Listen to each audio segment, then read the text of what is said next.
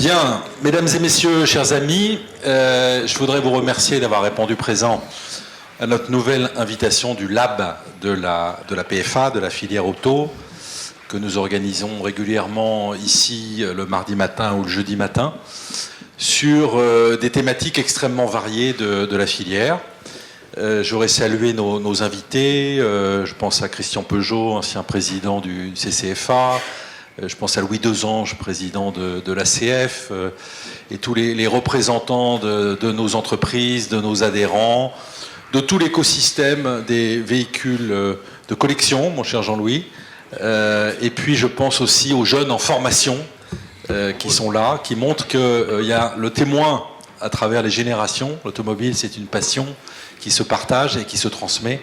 Et c'est précisément l'objet de notre blab de ce matin, cher Jean-François. Juste deux mots. Vous savez, la filière automobile, elle a entamé sans doute la plus grande transformation de son histoire depuis qu'elle a été inventée à la fin du 19e siècle.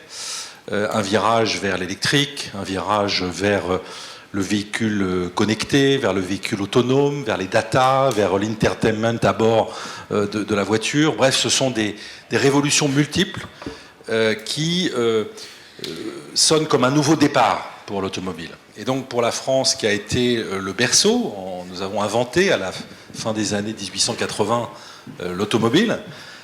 Nous avons été une grande nation tout au long du XXe siècle avec nos deux grands constructeurs français. Nous avons été une grande nation de l'industrie automobile tout au long du XXe siècle. Et comme c'est un nouveau départ, la vraie question, c'est est-ce que nous avons la capacité d'être parmi les grands de ce nouveau défi et de cette nouvelle industrie automobile. Et c'est précisément la mission de la PFA de travailler sur tous ces sujets d'innovation, de compétitivité, d'emploi, de formation, pour que la France en soit et que la France soit dans ces grandes nations. Alors il y a déjà des prémices intéressantes quand vous voyez qu'il n'y avait pas d'usine de batterie en France, que nous allons avoir 3 gigafactories de batteries, et qu'il y en a une qui démarre ses essais, ses pré-produits, ses pilotes très, très prochainement. Regardez ce qui se fait en matière de ce qu'on appelle l'électronique de puissance entre nos entreprises équipementières comme Valeo par exemple, ST Microélectronique dans l'électronique. J'étais hier avec toute la filière électronique et c'est une vraie opportunité de localiser en France des investissements du futur. Regardez les investissements dans l'hydrogène de notre filière, les constructeurs, les équipementiers. Récemment a été annoncé un investissement dans le domaine du lithium. Bref, nous avons aujourd'hui d'ores et déjà des investissements qui ont été annoncés, portés par notre filière, nos 2 constructeurs, nos 4 grands équipementiers, mais aussi nos 4000 entreprises de la filière, qui montrent que ce virage, il est en train d'être pris. Voilà. Simplement, pour pouvoir prendre ce virage, il faut des entreprises en bonne santé, nous les avons, nous avons des entreprises solides qui rayonnent à travers le monde, malgré la crise. Mais il faut aussi être fier de ses valeurs, fier de ses racines, en cohérence avec notre passé. Voilà. Et la filière automobile française, elle est fière de son passé. Elle est fière d'appartenir à cette lignée de pionniers qui ont fait l'industrie automobile tout au long du XXe siècle. Et le lab de ce matin, c'est un peu cette idée. À l'époque du car bashing permanent, nous assumons drapeau haut. Les Français aiment l'automobile. Les Français ont besoin de l'automobile. Les jeunes aiment l'automobile. Regardez, si vous en doutiez, mais si vous êtes là, je pense que vous n'en doutez pas. Regardez si vous en doutiez, les jeunes tout au long du salon du mondial de l'auto du mois d'octobre dernier. Regardez dans les dernières enquêtes, 84% des Français ont besoin de leur voiture pour aller travailler tous les jours. Tous les jours. Donc il y a un vrai décalage entre ce qu'on voudrait, la bien-pensance voudrait nous faire entendre, et la réalité. C'est-à-dire que les Français aiment l'automobile, ils ont besoin de leur automobile, et ils sont fiers. Regardez comme les marques automobiles françaises sont dans les 5 premières en matière de marques préférées des Français, ils sont fiers de leur automobile. Et donc le lab de ce matin, c'est ce témoin entre cette passion que vous partagez, des véhicules d'époque, des véhicules de collection. Et je veux saluer le travail de Jean-Louis Blanc. Nous avons beaucoup travaillé ensemble avec la Fédération l'année dernière sur l'affaire des zones à faible émission, hein, qui est un vrai sujet où on voulait clairement attenter aux libertés en matière de mobilité. Donc je veux saluer ce travail parce que nous avons besoin d'entretenir cette flamme, nous avons besoin de passionnés de l'automobile, et on ne fera pas l'automobile de demain sans être fier de l'automobile d'hier. Et c'est l'objet donc de cette rencontre de ce matin. Donc je vous souhaite une très bonne matinée et je laisse notre ami Jean-François Rabillot organiser les débats. Merci Luc, merci beaucoup. Alors, c'est particulièrement agréable d'animer ce type de table ronde parce qu'évidemment, là, il n'y a rien d'anxiogène, il n'y a pas de transition électrique, il n'y a pas de suppression d'emplois, il n'y a pas de crise des semi-conducteurs. Il n'y a pas de problème de production, on est dans la passion, on est aussi dans un business, même si le mot est un petit peu vulgaire en l'occurrence, mais en tout cas, on est dans une activité qui passionne beaucoup de monde, on le verra dans un instant avec quelques chiffres, et ça donne tout son sel à ce dont nous allons parler ce matin. Je vais affiner les présentations. Jean-Louis Blanc, évidemment président de la Fédération française des véhicules d'époque. La fédération date de 1967, hein, c'est bien cela.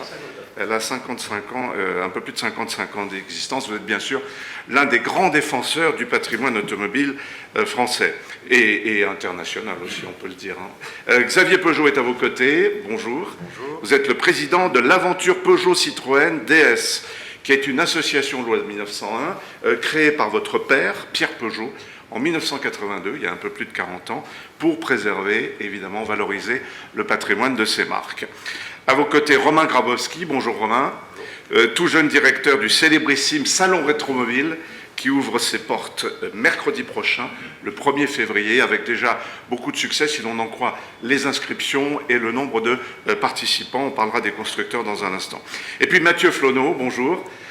Vous êtes connu de tout le microsystème, pas le microsystème, l'écosystème économique de l'automobile. Vous êtes historien, enseignant à Paris 1 et à Sciences Po, historien des mobilités. Alors j'ai découvert en regardant vos antécédents que vous avez même fait une thèse Paris et l'auto au XXe siècle. Paris et l'auto au XXe siècle. La thèse date de 2002. Il y a eu évidemment quelques changements depuis. Peut-être qu'on en tirera un mot. On va commencer par la thématique générale, le vintage. Peut-être avec vous, Mathieu Flonneau, depuis quand parle-t-on de vintage dans l'automobile? Est-ce qu'on a une idée de l'époque? Je pense que mon voisin qui dirige Rétromobile sait bien que son salon date du milieu des années 1970 et que globalement cette tendance c'est, avec ce vocabulaire que vous venez d'employer, vintage, accentué dans les années 90, début 2000, et depuis 20 ans, ces vieux jeunes sont rentrés dans le vocabulaire, si bien qu'ils sont même étudiés à l'université. Il y a une thèse récente qui vient de contourner le vintage concept. Ne concerne pas que l'automobile, mais il est appliqué à l'automobile et il est commenté depuis... qu'est-ce qu'on va dire, 40 ans, 50 ans? Oui, c'est à peu près ça. Et évidemment, c'est une valeur en plus, une touche, une cerise sur le gâteau, mais il faut voir le gâteau quand même. C'est que ça n'est pas simplement un ornement. Il y a un substrat industriel, ça vient d'être appelé dans le propos liminaire. Il est quand même très inquiétant, ce substrat industriel. Et donc, certes, c'est un moment détendu que l'on va avoir ensemble, mais il faut l'adosser à toutes les responsabilités du champ. Et puis, la réponse, pour certains, elle est vite répondue. C'est-à-dire que est-ce que la passion peut survivre? Certains vous diront non. Et donc, c'est comment la faire survivre? Et j'espère qu'on aura des réponses. Et est-ce qu'on sait, pour rester dans l'histoire, d'où vient le phénomène? Du vintage? Vintage, oui. C'est une forme d'attachement, et puis on vieillit tous. Oui. Et donc, quelque part, à un moment, on est tous un peu plus sensibles à ce qui a été l'accompagnement de nos jeunesses. Et puis, les voitures vintage, c'est celles dans lesquelles vous étiez à l'arrière, et puis qu'éventuellement vous rachetez une fois qu'elles ont devenu des objets de collection. Et est-ce qu'il y a une accélération de la nostalgie, du souvenir? Est-ce qu'on parlait de vintage dans les années 60? Est-ce que dans les années 60, on s'intéressait à l'automobile des années 20? Disons qu'il y a toujours un âge d'or qui précède, la belle époque précède la Première Guerre mondiale, donc il y a toujours ce sentiment de décadence, c'est une évidence. Néanmoins, ça s'est accéléré parce qu'il y a quand même eu un âge d'or de l'automobile, enfin pour avoir écrit certains ouvrages, et notamment ce rêve d'automobilisme pendant les 30 Glorieuses, que d'ailleurs Christian Peugeot avait postfacé. Eh bien, il y a des dimensions quand même puissantes à cette nostalgie, et aujourd'hui on voudrait nous faire passer le goût de la nostalgie. Donc là, il y a un problème qui est civilisationnel parce que c'est pas forcément mieux devant. Mais c'est pas pour ça que c'était mieux forcément derrière. Donc c'est là qu'il y a une ambiguïté. La difficulté. Et je pense que, si je peux me permettre à ce stade, c'est un surcroît de responsabilité, un surcroît d'éthique. Et mes derniers travaux qui portent sur la civilisation routière et sur la sécurité routière sont absolument centraux, parce que sans responsabilité, notre petit milieu, le microsystème qui est quand même adossé à un écosystème, ne survivra pas. Romain Grabowski, Rétromobile, ça existe depuis 1976, hein, c'est bien cela? Exactement. Dans quelles circonstances est-ce que c'est né? Pourquoi en 1976? Parce qu'il y a eu une envie, à un moment donné, d'un groupe de presse d'avoir son salon de véhicules de collection. Oui. Voilà, il a été confié assez rapidement à un monsieur qui s'appelait Marc Nicolosi. Et puis, je reviens à ce que disait Mathieu. Effectivement, à l'époque, je pense qu'ils n'étaient même pas conscients que ça allait devenir ce que c'est devenu. Que je ne pense même pas qu'on mettait le mot véhicule de collection. C'est juste que c'était des pionniers qui avaient, avant les autres, compris que, ou en tout cas, ils avaient la passion de ces véhicules. Ils avaient commencé à en collectionner. Et puis, effectivement, ils se sont dit à un moment donné, tiens, ce serait bien d'avoir un salon dédié. Et assez rapidement, voilà, le salon a grandi, il faisait quelques centaines de mètres carrés. Ça a eu du succès tout de suite. Hein. Ça a eu du succès immédiatement, oui. Ouais. Xavier Peugeot, l'aventure Peugeot, Citroën DS date de... À l'origine, 1982, oui. l'aventure Peugeot qui a été créée à un moment qui était un moment un peu virage pour l'entreprise, et puis qui s'est étendue en 2015 à l'aventure Peugeot Citroën DS pour pouvoir avoir un pilotage complet de l'ensemble des marques françaises du groupe Stellantis. On en parlera en détail tout à l'heure. Jean-Louis Blanc, qu'est-ce qui définit un véhicule d'époque? Il y a une définition, j'allais dire quasi juridique. Juridique. C'est un véhicule qui a plus de 30 ans, Ouais. qui est dans son état d'origine, dans sa configuration d'origine, dont les composants essentiels sont les mêmes que ceux... Ils peuvent avoir été rénovés, mais il faut que ce soit les mêmes que ceux qu'il avait lorsqu'il est sorti d'usine.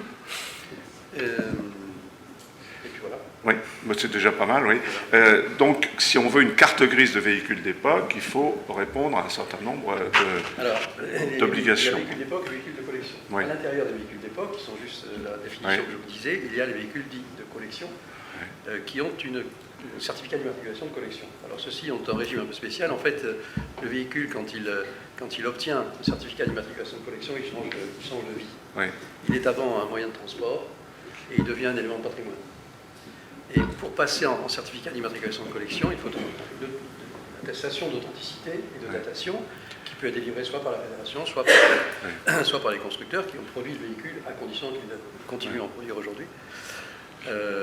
Et donc, il y a comme ça, tous les ans, 30 000, 35 000 véhicules qui quittent le statut de mode de transport à un statut de patrimonial. Parce qu'il y a de plus en plus d'investissements dans le véhicule d'époque, en fait. Oui, bien sûr. Oui, bien sûr, bien sûr. Romain Grabowski, à Rétromobile, on a des constructeurs étrangers aussi. Hein. Alors cette année, nous aurons 12 constructeurs qui seront présents.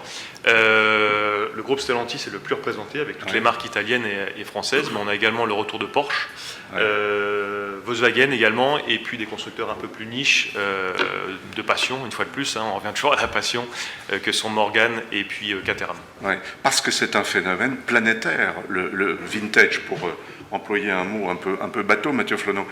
Mais tout à fait. Il n'y a pas un pays au monde qui ne s'intéresse pas à ces véhicules d'époque. Non, c'est très surprenant. Enfin, très surprenant, non, parce que précisément, il y a un universalisme de l'automobilisme et on le retrouve en Inde. On le retrouve évidemment dans des grands pays constructeurs, mais également des pays spectateurs, finalement, du phénomène automobile. Mais en revanche, ce qui est évidemment l'un des points qui sous-tend une manifestation exceptionnelle comme Rétromobile, c'est les riches. C'est-à-dire la capacité de vendre des véhicules très chers et de les revendre éventuellement lors des ventes aux enchères. Donc c'est une semaine champagne qui s'annonce, parce qu'entre RM Bonhams et Arcurial, tous les soirs, il y aura des manifestations grandioses. Ah oui, on donnera le détail de ce qui va se passer à Rétromobile tout à l'heure. Quelques chiffres que je vais vous faire commenter les uns et les autres.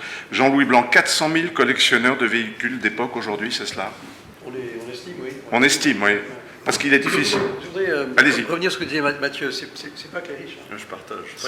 C'est une passion qui est absolument partagée, qui est transverse à toute la société. Ça commence du jeune qui répare, qui restaure sa 4L, à celui qui effectivement vend ses autos chez Bowman. C'est vraiment totalement transverse dans la société. Ça intéresse tous les milieux. C'est transgénérationnel. Complètement. Et économiquement, il y a autant de collectionneurs de Ferrari que de jeunes acheteurs de Simcamille, c'est ça? Bien sûr. Oui.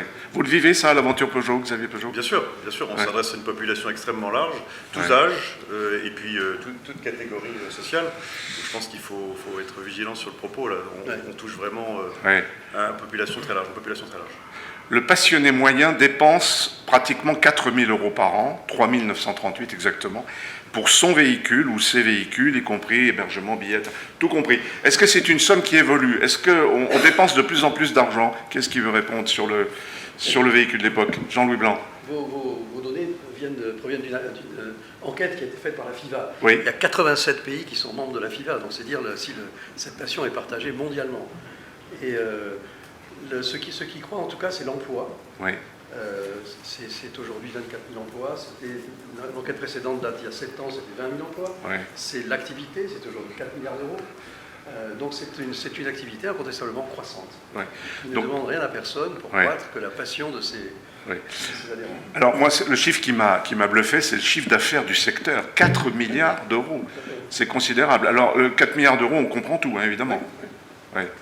Rétromobile, c'est un business qui fonctionne, on l'a dit, qui a fonctionné tout de suite dès 1976. Aujourd'hui, quelle est son économie? Comment est-ce que vont les affaires? Les affaires sont bonnes. Voilà, on espère toujours qu'elles soient meilleures, mais elles sont bonnes. Vous avez raté une ou 2 années à cause du Covid. Voilà. L'événementiel a beaucoup souffert, comme la restauration, comme les voyages, évidemment pendant le Covid.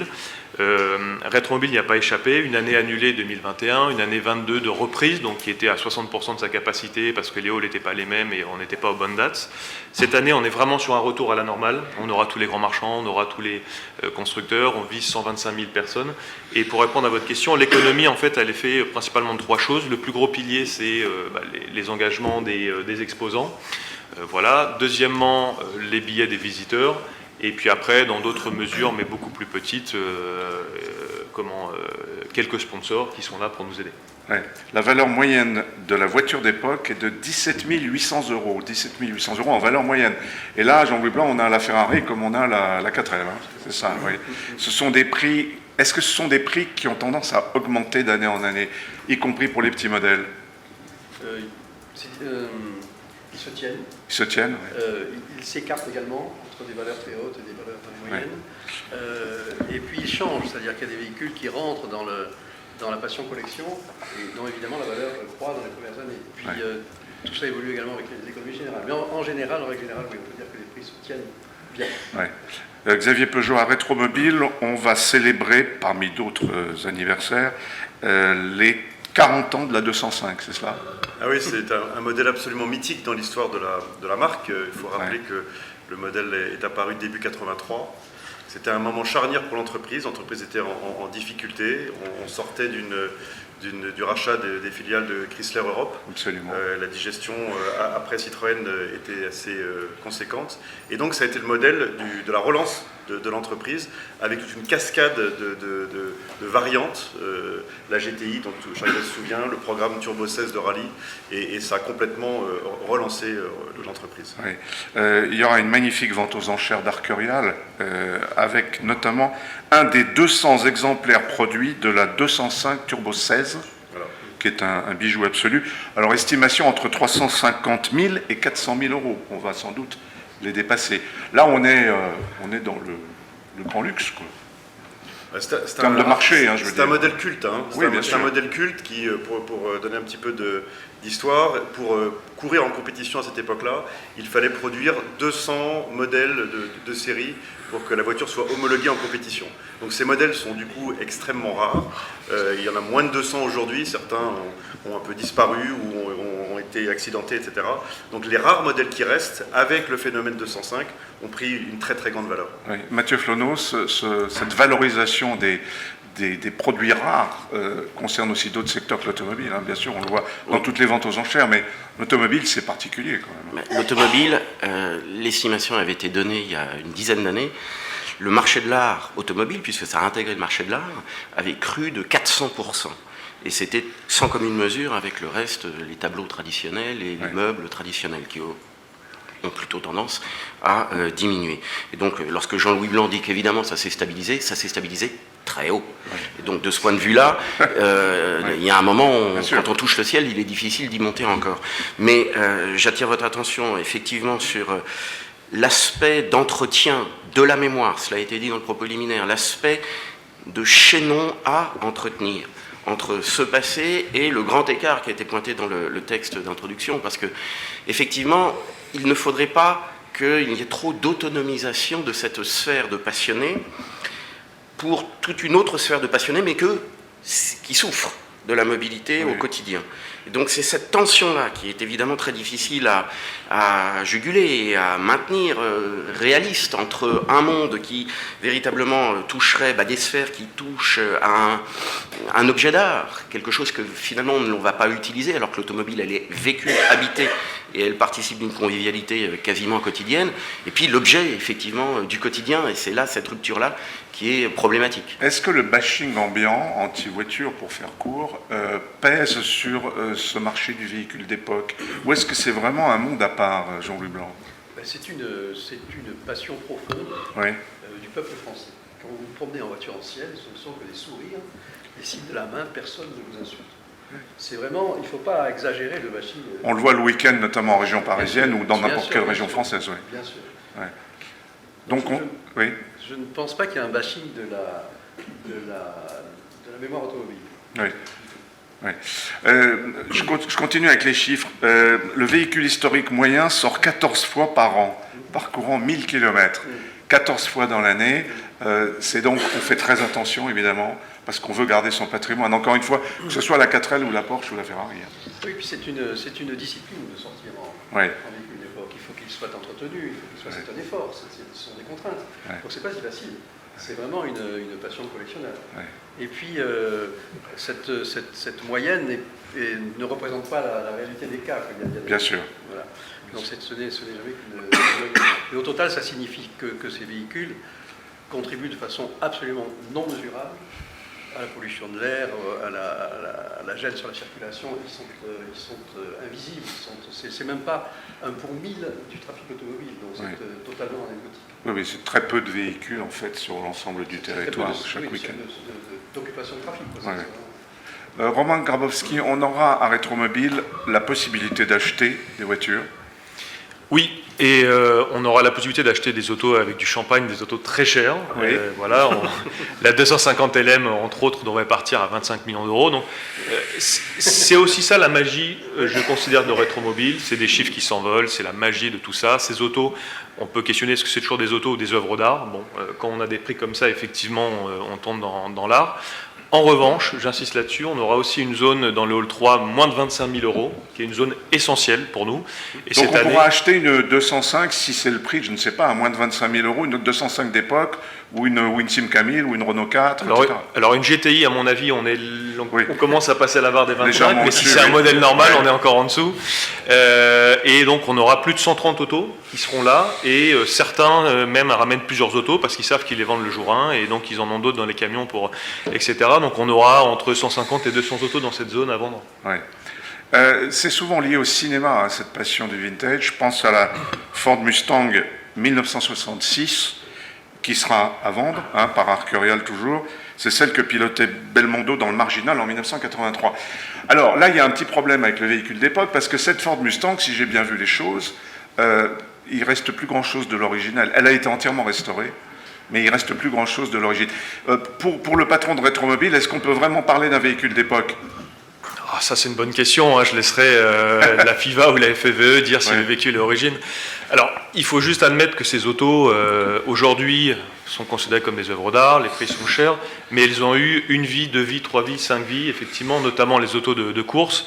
Elles ont été accidentées, et c'est pas rare de trouver une voiture qui a été coupée en deux. Le pédalier est parti là, et puis la carrosserie ou le châssis. Et ça pose des problèmes d'ailleurs aujourd'hui, parce que, notamment au niveau de la FIVA, on se retrouve avec 2 véhicules avec le même numéro de série, et lequel est le vrai. Donc voilà, c'est une vraie question. Maintenant, il y a même aussi une question autour des reproductions de véhicules. Moi, je suis assez à l'aise avec tout ça, à condition que ce soit clairement mentionné et qu'il n'y ait pas de triche. Voilà. Si c'est indiqué que c'est un véhicule qui a été refabriqué ou restauré.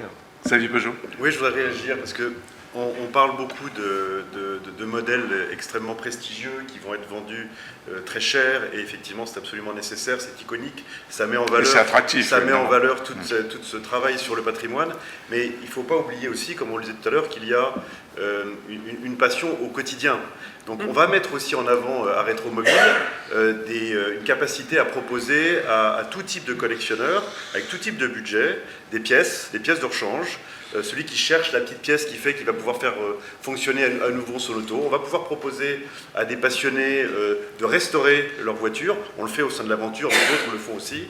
L'Aventure Bref, prend en il y a charge tout mon un- automobile. L'Aventure Peugeot Citroën DS prend en charge mon automobile, la restaure, Absolument. etc. On a deux types d'activités. Une remise en état. Donc là, on s'adresse effectivement à des collectionneurs quelquefois fortunés qui viennent nous demander de remettre en état le modèle de leur rêve. Et on arrive à des budgets qui sont déraisonnables parce qu'ils sont largement au-dessus de la cote. Bien sûr, Mais oui. on a aussi, et c'est la majorité, beaucoup de gens qui viennent chercher une pièce. On propose au sein de l'aventure plus de 360 000 pièces, 18 000 références. Oui. Et donc là, on s'adresse au quotidien à des jeunes, des moins jeunes, mais c'est quand même l'essentiel, je pense aussi, de la passion sur la voiture ancienne. Ces pièces sont fabriquées, refabriquées. Alors ces pièces sont parfois refabriquées, mais elles sont aussi souvent rachetées. On a bien sûr une relation privilégiée avec le constructeur, avec son réseau, concessionnaire, agent. Et donc ça nous permet d'avoir en permanence un stock de pièces conséquent à proposer. Et pour le coup, est-ce que le secteur souffre de pénurie d'approvisionnement pour ce type de pièces ou... Alors on a plutôt un peu plus souffert des problèmes de logistique Oui. que des problèmes d'approvisionnement, mais l'activité se porte très bien, on ne cesse de se développer. Oui. 65% des propriétaires de véhicules d'époque assistent à des manifestations, des rassemblements. On en a parlé le week-end en France, on voit ça assez régulièrement. Quel type de rassemblement? On parle de tout, un rassemblement comme ça entre amis, ou est-ce qu'il y a des rassemblements plus organisés? Il y a toute une série effectivement de manifestations. Il y a des événements aussi, hein. Mais la multiplication de ces événements, aujourd'hui il y a plus de 6 ou 7 000 événements par an en France, montre la vitalité de cette passion. Hein, c'est vraiment... Et puis ça part des gens qui se réunissent tous les premiers dimanches du mois sur le parking d'un marché, à ceux qui organisent des dimanches traversés, ou des compétitions merveilleuses comme le Mans Classique ou d'autres. Ouais. Et donc tout ça, il y a de tout également là-dedans, et il y a tous les budgets. Ouais. Hein. Donc, mais c'est croissant, il y en a de plus en plus, et c'est des bons signes. Ouais. Mathieu Flonneau, qu'est-ce qui fait qu'un jeune de 18 ans va se lancer dans ce type d'investissement aujourd'hui? Quelle motivation? Un peu d'irrationalité, c'est certain, parce que quand même tous les vents sont contraires. Parce qu'il ne va pas s'en servir pour se déplacer, ni pour aller en ville, on parlera des ZFE dans un instant. Oui, c'est tout l'enjeu, justement. C'est-à-dire que s'il n'a pas la garantie de pouvoir continuer à utiliser son véhicule, éventuellement pour des motifs professionnels, et là c'est la problématique de la mobilité et d'accessibilité des lieux de travail, naturellement l'enthousiasme que l'on constate depuis 30 ans risque de retomber. Et donc entre les gilets jaunes et les gilets de tweed, des ventes aux enchères, il va falloir trouver quand même un vrai équilibre. Et les ZFE sont un problème, évidemment, pour les véhicules d'époque. Et là, formidable le travail de la FFVE qui a validé la continuité de l'existence. Mais le vrai travail, il est ailleurs. Il est aujourd'hui pour obtenir de réelles dérogations sur un parc automobile que l'on demande de changer à marche forcée et dont on n'est pas en mesure d'assumer la soutenabilité sociale. Ouais. Donc, c'est pas industriel, c'est social d'abord. Industriel, c'est encore une autre question. Et en termes d'électrification et de soutien des capacités de production, c'est encore une autre question. Donc c'est très compliqué, mais moi j'insiste véritablement sur la pluralité, mais également l'homogénéité du spectre. C'est-à-dire qu'entre la 4L, mais alors la 4L d'aujourd'hui, c'est-à-dire une Clio éventuellement diesel, mais c'est pas si vieux que ça, et je pense qu'on en va encore, la Clio diesel et la Ferrari LM. Il y a une unité, une homogénéité qu'il faut prendre en compte. On va rester sur les collectionneurs un instant. Le revenu moyen des collectionneurs de véhicules d'époque, 56 000 € par an, c'est relativement peu. C'est une, on va dire, petite classe moyenne. Donc c'est pas une affaire de riches, encore une fois. C'est une affaire de tout le monde. C'est une affaire de tout le monde. Ouais. C'est-à-dire le très fortuné comme le moins fortuné. Le palmarès des marques, alors là vous êtes à l'honneur, je crois que c'est Citroën qui arrive en tête. C'est la marque automobile la plus collectionnée au monde. La plus collectionnée au monde. Salut d'ailleurs, parce qu'il y a quelques représentants ici de l'amicale. Oui. Et les relations que nous avons avec les clubs sont absolument fondamentales. Parce que ce sont eux qui font vivre la passion automobile au quotidien, avec une organisation aussi par modèle, qui est absolument remarquable. Et donc on essaye de les aider au maximum, en notamment répondant avec des pièces de rechange pour leur permettre de rouler. Alors, qu'est-ce que vous nous dites? Que Citroën, on s'est mieux débrouillé chez Citroën pour en faire la marque numéro 1 des collectionneurs, ou est-ce que c'est la gamme Citroën, l'historique Citroën qui porte le mouvement? Il me semble qu'il y a aussi une dimension culturelle qui est liée au gène de la marque, d'une part, et puis il y a aussi quelques modèles absolument iconiques. Oui. Je veux dire, on est tous capables de penser à la 2 chevaux, à la SM, etc. Donc il y a des modèles absolument incroyables. Et beaucoup de DS à rétromobile, et entre beaucoup autres. de DS à rétromobile, Ouais. donc les clubs alimentent cette passion. Oui. Après Citroën, on a Renault, puis Peugeot, donc vous êtes vraiment dans le... Puis Volkswagen, Porsche, Mercedes et Triumph. L'aventure Peugeot est propriétaire d'un certain nombre de véhicules aussi? Oui, on a environ 1200 modèles en collection pour Peugeot, Citroën ou DS. À peu près la moitié appartient à l'association, l'autre moitié au groupe Stellantis. Ouais. Et donc on s'efforce de les mettre en valeur régulièrement. Ouais. Alors on va parler de votre financement à vous tous, là, parce qu'il faut faire vivre ces associations et ces organisations. Comment se finance la Fédération des véhicules d'époque, Jean-Louis Blanc?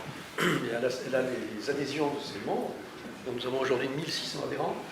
Pardon, ce sont des clubs, ce sont des professionnels de plus en plus. Il y a plus de 500 professionnels aujourd'hui, enfin, entreprises qui sont adhérents de la fédération, et puis quelques musées, une cinquantaine de musées. Donc ça, c'est une partie. Et puis la seconde partie, c'est la délivrance des attestations, qui demande un certain travail d'analyse, Bien sûr, oui. qui sont facturés à un prix qui est fixé par l'État et qui est une ressource essentielle de la fédération. Oui, le chiffre est en équilibre, enfin le business est en équilibre. Oui. L'aventure Peugeot Citroën DS, elle vit de quoi? Alors, on est rentré dans une démarche vertueuse. Pourquoi? Parce qu'on a un chiffre d'affaires qui est un peu inférieur à 9 millions d'euros. Oui. Et donc, on est rentré particulièrement depuis 2015, dans une démarche où l'on vise à terme, à échéance quelques années, d'essayer d'être autonome financièrement. Donc aujourd'hui, on a environ 30% de notre budget qui vient du groupe Stellantis. Le reste vient de notre propre activité et on a réduit de 50% la contribution du groupe Stellantis depuis 2015. Oui, vous m'avez dit, on se l'est dit en préparant le rendez-vous, que Carlos Tavares est un passionné de voitures, c'est aussi un excellent gestionnaire, comme chacun sait. Et donc le financement de Stellantis recule d'année en année. Oui, mais encore une fois, je crois que c'est une démarche vertueuse. Oui. L'objectif du groupe, c'est aussi de nous pousser à avoir cette indépendance financière. Et finalement, c'est une bonne chose, parce que ça nous permet de développer notre propre activité. Et tout ce que l'on développe, on le met notamment à travers l'offre pièces de rechange ou le développement des restaurations de véhicules. Ouais. On le met au service des 140, 150 clubs, des 2200 membres que l'on a, de tous les passionnés. Donc je vous invite à en profiter également. Et vous êtes en équilibre et vous progressez d'année en année, tout en réduisant cette part Et exactement. On ne cesse de développer le chiffre d'affaires, notamment de pièces de rechange. Je crois qu'on était il y a 6-7 ans autour d'environ 100 000 euros. On doit être à peu près un peu en dessous de 2 millions maintenant. Donc chaque année, on ne cesse d'apporter cette réponse aux patients. Ouais. Romain Grabowski, vous me disiez que les constructeurs allemands investissent davantage que les Français dans le patrimoine. Est-ce qu'on sait pourquoi? C'est culturel aussi? Je trouve qu'effectivement, d'un point de vue culturel, les Allemands ont des très beaux musées qu'on a la chance d'aller les visiter. C'est assez remarquable. Et de l'extérieur, j'ai le sentiment que tout ça n'est pas seulement qu'un projet marketing qui est lié à une personne. Ça donne l'impression qu'effectivement c'est inscrit dans le marbre, le musée, le patrimoine fait partie des gènes de la marque et il y a des budgets qui sont alloués. Les constructeurs financent davantage quand même. C'est mon sentiment. Voilà. Chez les Français, donc, on vient de voir effectivement le modèle de l'aventure Peugeot Citroën DS. que je connais évidemment beaucoup moins bien que vous. Après, je vois aussi en ce moment une campagne qui est, je trouve, brillante du côté de chez Renault, avec, donc j'ai entendu dire que c'était un certain Arnaud Belloni qui était derrière. Et vraiment, moi, avec mon regard de passionné, je trouve que tout ce qu'il a fait sur l'anniversaire de la 4L et ce qui se prépare à Rétromobile, c'est vraiment très bien exécuté. Je vous invite aussi à aller voir sur Internet, il y a une vidéo qui est sortie il n'y a pas longtemps sur l'histoire des véhicules utilitaires Renault, et voilà, qui à travers les années, la vidéo est fantastique. On y voit évidemment la Juva 4, les Staffettes, enfin, c'est vraiment bien fait. Mais je me questionne juste en me disant, c'est très bien fait, il y a une personne à la direction du marketing qui vraisemblablement est passionnée et qui a beaucoup de goût pour faire ça, mais quid de la prochaine personne qui sera son remplaçant? Oui, c'est très lié à la personnalité des décideurs. Mathieu Flonneau, il y a des pays qui sont encore plus passionnés que nous. Je pense à l'Angleterre, par exemple, pour le vintage. Je peux répondre à la question d'avant. Allez-y, bien sûr. C'est-à-dire qu'évidemment, il y a des sujets qui peuvent fâcher un peu. Je pense que l'attachement à l'histoire se prouve, c'est de l'amour. Et si on ne le finance pas, si on ne l'expose pas, si on ne le met pas à disposition des publics, et a priori lieux où il y a le plus de public en France, et il y a une vraie demande, on le voyait au Mondial, on le voit à Rétromobile, on le voit au musée du CNAM en ce moment, où il y a une exposition permis de conduire avec un point d'interrogation sur lequel j'insiste fortement, naturellement, à l'heure actuelle, mais qui est un grand succès. Je pense que s'il n'y a pas une pérennisation sérieuse, et pour cela il y a des projets, ils sont soutenus par des personnalités dans la salle, au moins une dizaine de personnes sont actives dans un projet de cité des mobilités et de l'automobilisme en Île-de-France. Alors, détaillez un peu, là. Voilà, et je pense que ce projet qui est dans les cartons depuis les lendemains de 2012, c'est-à-dire qu'en 2012, au CCFA, avec François Roudier, nous organisions des ateliers. Il y avait eu un atelier sur le patrimoine, et ce patrimoine, on avait, de façon provocante, dit qu'il foutait le camp. Ouais. Parce qu'à l'époque, il y avait des ventes aux enchères qui transféraient cette valeur à l'étranger allègrement. Le ministère de la Culture s'en était saisi, mais avec les moyens du ministère de la Culture, et les constructeurs automobiles n'avaient pas témoigné d'un grand amour pour leur patrimoine automobile à l'époque, voire l'île Seguin, le désamour de Renault pour l'île Seguin, parce que l'aventure Peugeot, formidable, mais Renault aussi pourrait être sensible à son passé en dehors de campagnes de publicité qui sont formidables, mais qui sont éphémères. Ouais. Et ce point de vue-là, pour l'historien, attaché au livre, attaché aux pierres, attaché au musée, attaché aux cités actives de présentation de l'innovation, mais avec ce lien avec le passé, je pense qu'il faut une réalisation en Île-de-France digne de ce nom. Et cette réalisation, elle est dans les projets, elle existe. Alors quelle forme ça prendrait, avec quelle fonction? Mais je peux même vous donner le lieu. Ça serait à proximité d'Euro Disney, oui, avec des ruissellements de clientèle qui s'annoncent formidables. Il y a une carte TGV qui est la plus grande de France. Il y a un aéroport à 10 minutes relié, c'est Roissy. Il y a 15 millions de visiteurs sur le site d'Euro Disney. Il est impensable que les chiffres de fréquentation du Grand Mondial, lorsqu'il était millionnaire, ne soient pas atteints par une telle cité lorsque l'on compare avec les musées allemands que Romain connaît parfaitement, les musées anglais. Mais l'Angleterre, c'est encore un autre problème, parce qu'eux, ils n'ont plus de problème de construction automobile, de constructeurs nationaux. Oui. Il y a toujours de l'industrie automobile en Angleterre, mais il y a une forme de délégation. Et donc, je pense que la France ne peut pas être absente de ce marché de la mémoire, parce qu'on le comprend et les collectionneurs sont là, mais c'est un marché, c'est un trait d'union culturel avec un patrimoine plus que centenaire que la France a contribué à inventer. Et donc je pourrais être très passionné plus encore sur le sujet, mais je pense que là, il y a un chaînon manqué. Et générationnellement, c'est évidemment très grave, parce qu'on ne voit plus l'utilité. Lorsqu'il s'agit de défendre ensuite l'automobile au quotidien, on est mal à l'aise, parce que soit c'est effectivement des pièces de musée, et bon, c'est un musée, et comme historien, je sais que ça n'a qu'un intérêt limité, mais vraiment, c'est la liaison avec les temps contemporains. Et l'automobilité n'est pas prête de disparaître. Mais confier les clés du camion, si j'ose dire, à des nations étrangères, ça me trouble. Ouais. Xavier Peugeot, il y a du monde dans les musées Peugeot. Évidemment, il y a le musée de Mulhouse, c'est cela? Alors, il y a le musée Mulhouse, qui est un musée célèbre, mais il y a aussi le musée de l'aventure Peugeot, voilà, à Sochaux, dans le berceau de la marque, pour lequel on reçoit environ 80 000 personnes par an. Ah oui, quand même. Et nous sommes en réflexion pour la mise en valeur du conservatoire Citroën, qui est aujourd'hui à Aulnay. Et nous menons une réflexion pour mettre en valeur cette collection extraordinaire dans les années qui viennent. Rétromobile, comment ça se finance plus dans le détail? Xavier. Comment est-ce que vous financez vos activités Rétromobile? Vous parlez à moi? Non, non. Ah, vous avez Xavier. c'est pas ça. C'est Romain, pardon. Romain. Romain, pardon. Comment ça se finance? Comme je le disais, on a... Il y a la billetterie. Voilà, la billetterie qui est une part importante évidemment, mais les premières recettes, ça reste les stands, les exposants. Voilà, il y en a quelques-uns dans la salle que j'aurais plaisir à retrouver, la FFVE, Peter Otto, qui sont exposants historiques sur le salon, qui nous aident à financer. Voilà. Alors, si on parle de vos combats maintenant, parce qu'il y a des combats à mener pour cette défense de patrimoine, la Fédération française du véhicule d'époque, vraiment le combat du moment, on l'a dit d'un mot tout à l'heure, ce sont les ZFE. Où est-ce qu'on en est? L'histoire commence en 2008. Oui. C'est une directive communautaire.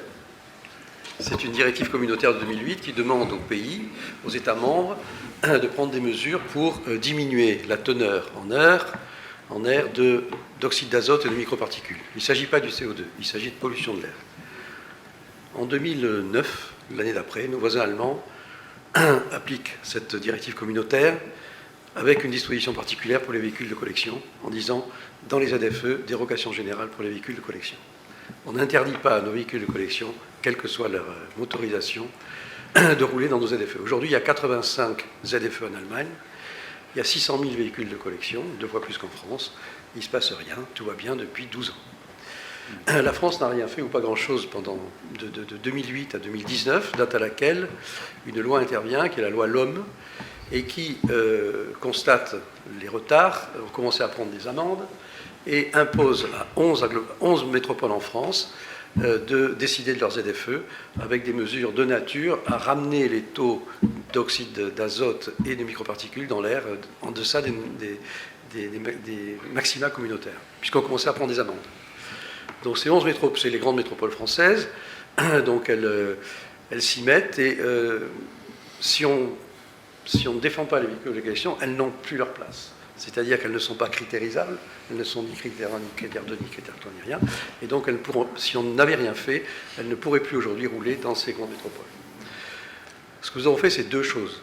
Nous avons mené un combat, si je puis dire, territorial, c'est-à-dire les unes après les autres. On est allé les voir toutes, les convaincre que les véhicules de collection, encore une fois, c'est moins d'un millième de la circulation, et c'est un patrimoine.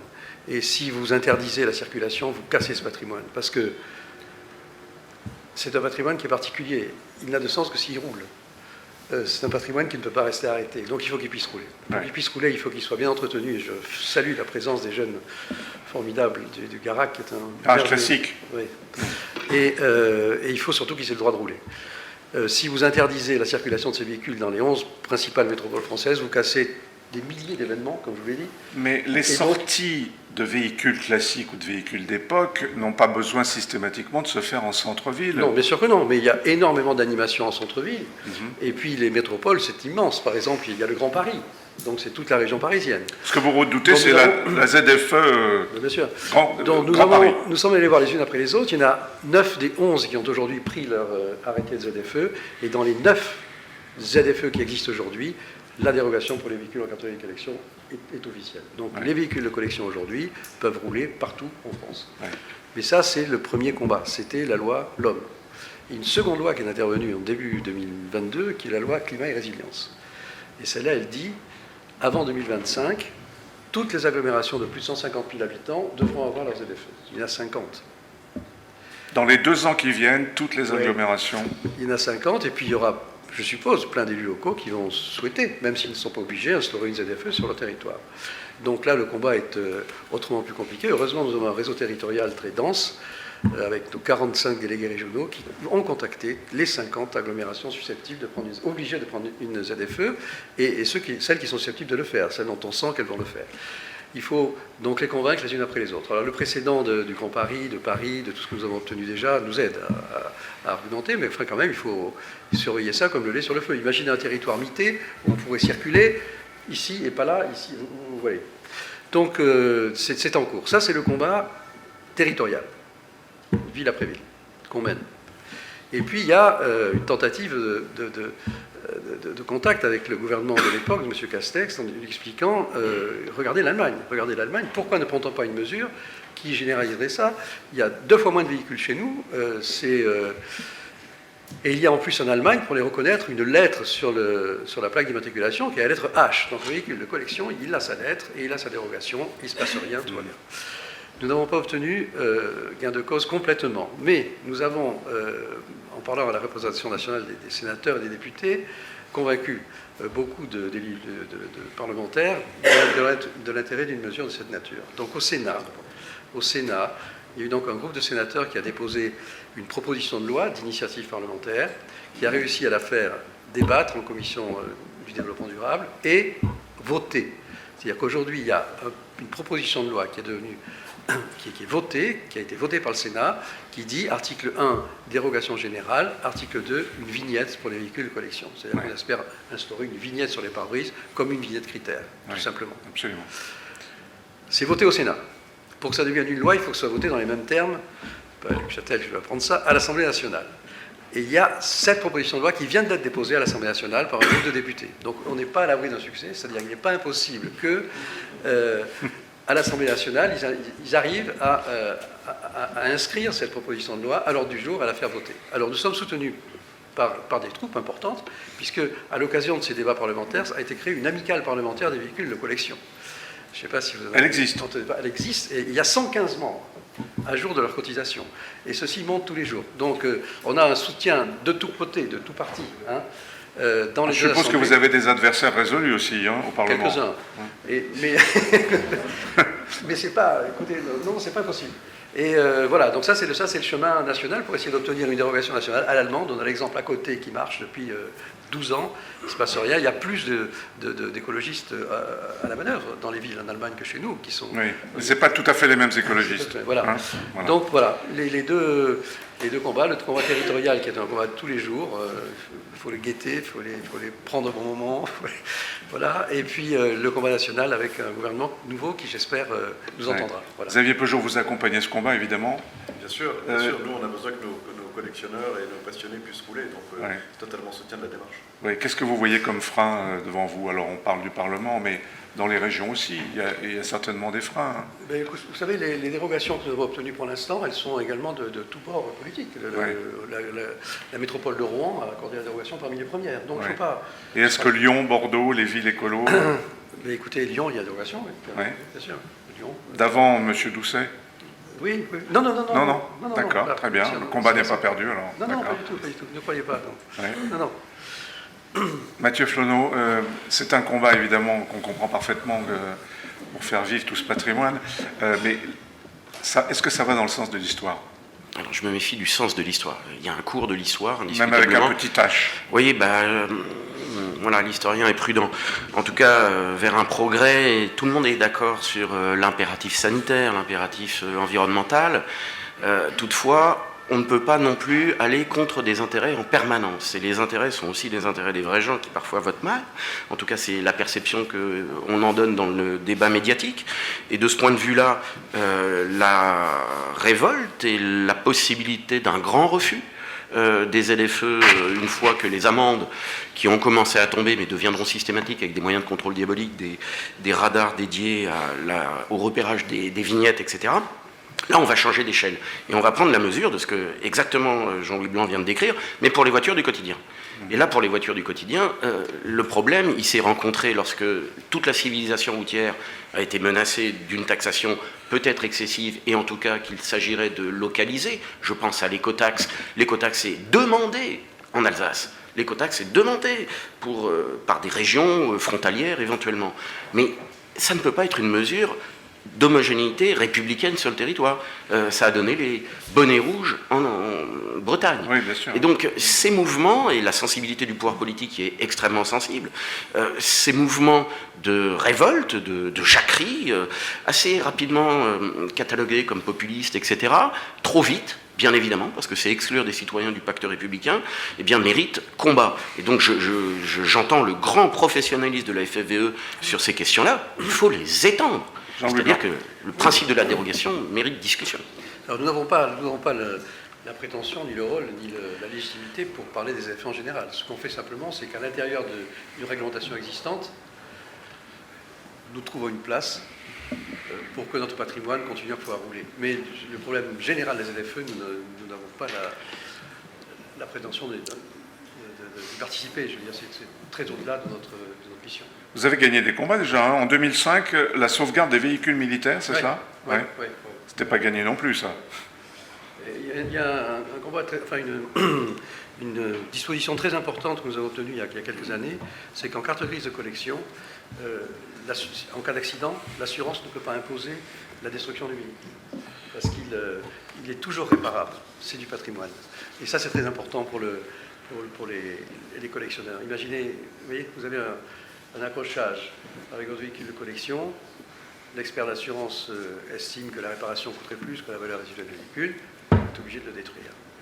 Ça, c'est terrible, c'est insupportable pour un collectionneur. Donc, on a obtenu la possibilité, l'interdiction, la possibilité pour le collectionneur, s'il le souhaite, de continuer à faire réparer le véhicule, quel que soit son état. Oui. Est-ce que vous voyez d'autres combats à mener hors ZFE? La fiscalité, en général? Là, vous avez compris qu'il y en a 55 à mener. Hein, Oui. Voilà. Et la fiscalité, non, je pense qu'on manque un peu de relations internationales. C'est-à-dire, il y a un organisme qui s'appelle la FIFA, qui est une espèce d'ONU du véhicule de collection avec ses limites. On va chercher à faire quelque chose de plus solide, de plus concret sur les pays déjà européens, pour essayer d'avoir une uniformisation des réglementations pour que les voitures en carte grise de collection puissent rouler dans les ZFE allemandes, par exemple. Pour que, vous voyez, je pense qu'il faut arriver à une certaine homogénéité. Et la situation est très différente d'un pays à l'autre. Oui. Et même en Belgique, d'un canton à l'autre. Mais ça, Oui. pas ça. Xavier Peugeot, est-ce qu'on peut imaginer que l'aventure Peugeot, Citroën, DS s'étende aux autres marques de Stellantis? Je pense à Lancia, par exemple. Alors c'est une question qu'on s'est évidemment déjà posée.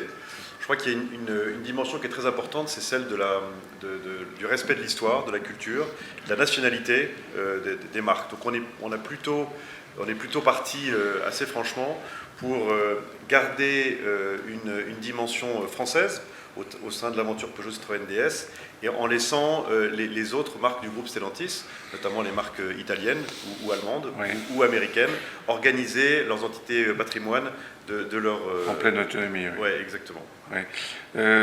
Romain Grabowski, combien de constructeurs présents? Vous l'avez dit, il y en a 12 à Rétromobile, mais il y a seulement 4 Français finalement. Peugeot, Citroën, DS, Renault, ça fait 4 Français. Oui.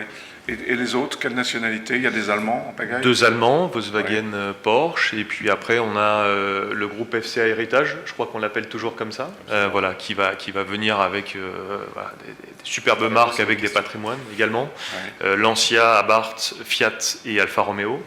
Et puis enfin, les 2 petits Anglais que je mentionnais, Niche, Passion, que sont Morgan et Caterham. Oui. Est-ce qu'il y a vraiment un risque de voir, je parle des voitures prestigieuses qu'on évoquait tout à l'heure, hein, la Ford Mustang de 66, la 205 Turbo 16, il y a même une Porsche 911 SC qui a appartenu à Johnny Hallyday en 1979. Est-ce que ces voitures vont partir à l'étranger? Ou quelle est la tendance? Alors, il y a quelques années, effectivement, et notamment, je sais que la FFVE s'est beaucoup battue il y a quelques années pour la carrosserie, pour les grands carrossiers. Hein. Il y a eu un gros chantier. Et je pense, pour le coup, que les Américains sont aperçus avant nous, les Français, qu'on avait produit à un moment les plus belles autos du monde. Et donc, elles sont, hélas... bon, le plus important, c'est qu'elles soient préservées au final. Mais elles sont effectivement... la plupart d'entre elles sont parties aux États-Unis. J'ai eu la chance de visiter quelques collections. C'est absolument remarquable. Collection privée, hein? Collection privée. Oui. Comment? Ouverte au public. Ouverte au public. Oui. Peu de Français vont acheter les ventes aux enchères d'Arcurial à partir de mercredi prochain. Et donc, ça va être voilà, par il n'y a pas de possibilité, à part quand l'État, donc représenté quelquefois par Rodolphe Rapetit, décide de prendre une auto, comme ça a été fait pour la collection Bayon. Malheureusement, il n'y a pas de solution pour éviter que les autos partent à l'étranger. En plus de ça, on a un dollar qui est fort, donc effectivement, on peut s'attendre à ce que des Américains viennent faire du shopping à Rétromobile. Bon, voilà. Aujourd'hui, on ne peut pas éviter ce phénomène. Oui. Mathieu Flonneau, on n'a pas parlé des États-Unis, mais le phénomène est gigantesque aux États-Unis. Le phénomène vintage pour l'automobile.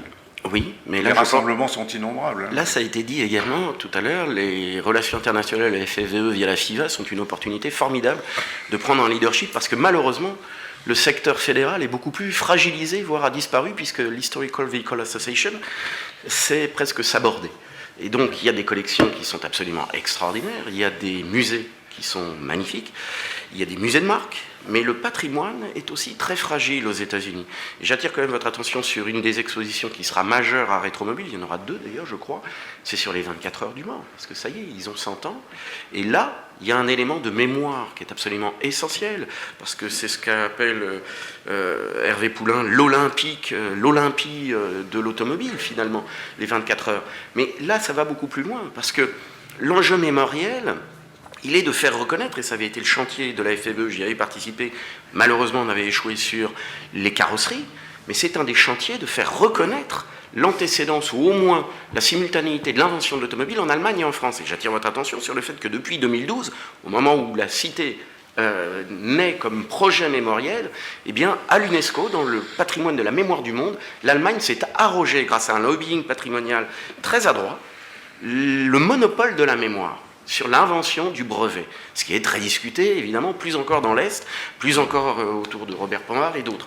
Donc, la mémoire est un enjeu, mais cet enjeu n'est pas porté par des constructeurs vivants, par des instances représentatives comme la PFA aujourd'hui, si elle n'est pas portée, et donc financée, et donc rendue capable d'agir vis-à-vis des pouvoirs publics, et on est à 2 pas des ZFE, hein, eh bien, si cette mémoire n'est pas portée, eh bien, elle s'étiole, elle disparaît, elle s'atrophie.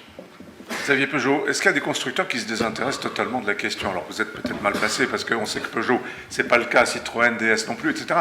Mais est-ce que dans le monde, on peut considérer qu'il y a des constructeurs dont finalement pour lesquels la mémoire ne compte pas, quoi, et on n'investit pas? Alors je pense qu'il y a effectivement différents niveaux d'implication au sein des différentes marques dans le monde. En revanche, chacun sait qu'une marque forte, c'est une marque qui sait préparer l'avenir, mais qui reste connectée à son histoire et à ses racines. Ouais. Donc toutes les marques qui veulent se dessiner un avenir savent et ont compris qu'elles doivent commencer par regarder aussi derrière. Ouais. Est-ce que la Chine s'intéresse au vintage européen et américain? Je pense que la Chine s'intéresse à tout. Hein, ouais. Donc il faut être prudent. Donc il y a des collectionneurs aussi, comme il y a de l'argent. Il y en aura. Ouais. Est-ce que vous pensez, est-ce que vous sentez les uns et les autres que vous êtes soutenus, j'allais dire médiatiquement parlant, parce qu'il y a évidemment quelques émissions célèbres consacrées à l'automobile, mais finalement la part du vintage est assez peu présente. Je pense à Turbo, qui date de 1987, Automoto 1975 sur TF1, et puis évidemment la niche absolue, Vintage Mécanique de notre camarade François Alain. Ça c'est sur RMC Découverte depuis 2016. Est-ce que vous avez besoin d'avoir un relais médiatique puissant les uns et les autres, Monsieur Blanc? Je trouve que c'est déjà pas mal. Oui. Enfin, la part du vintage et du véhicule d'époque dans les grandes émissions comme Automoto ou Turbo est assez réduite, hein, quand même. Ouais. Oui, ça va. La presse écrite est assez... Oui. Est présente, oui. Présente, je crois. Et puis il y a tout ce qui est réseaux sociaux, avec énormément de sites nouveaux qui se créent en permanence. Ouais. Je ne pense pas qu'il faille... Il y a des chaînes YouTube aussi. Oui, absolument. Oui. Sur Rétromobile, le relais médiatique est important aussi. Hein. Excellent. Quand je suis arrivé, quelques semaines après être arrivé, on m'a donné le fichier journaliste qui faisait 1200 lignes. Donc je suis allé voir 1200 lignes. Ouais. Donc je suis allé voir l'agence RP, je leur ai dit bon, pour l'année prochaine, on va regarder les critères, on va peut-être sélectionner un peu mieux, etc. Bon. Et malgré le fait d'avoir imposé certaines nouvelles règles, on a un fichier qui fait toujours, on va atteindre les 1000 journalistes. Donc gros succès, toutes les télés sont là. Ce qui est intéressant aussi... Parce que ça fait des images magnifiques aussi, faut bien le reconnaître. Hein. En télé, ça compte. Ce qui est intéressant, c'est de voir qu'on a effectivement les médias passionnés, les médias, évidemment ceux que vous avez mentionnés, les Automoto, les M6 Turbo, les François Alain, ils sont tous là, c'est évidemment, mais pas que. On a aussi le Figaro qui sera présent, et puis une multitude de télé, de médias généralistes. Donc, une fois de plus, on voit qu'on a un cœur de passionnés, qui est le visitorat de Rétromobile, 125 000 personnes, mais on voit qu'on a une portée qui touche finalement toute la France. Et d'ailleurs pas que, parce que le Rétromobile, on a un visiteur sur 5 qui est étranger. Pour conclure, la passion du vintage a-t-elle encore un sens? C'est le titre de notre table ronde. Mathieu Flonneau, qu'est-ce qu'on peut répondre? Oui, franchement. Oui, mais la passion de l'automobile doit toujours avoir un sens. Ouais. passion de l'automobile. Oui, Xavier Peugeot. Moi, je crois que, je ne suis pas très inquiet pour l'avenir de la passion automobile. Je crois qu'il est réel, il est ancré. Je pense qu'il faut.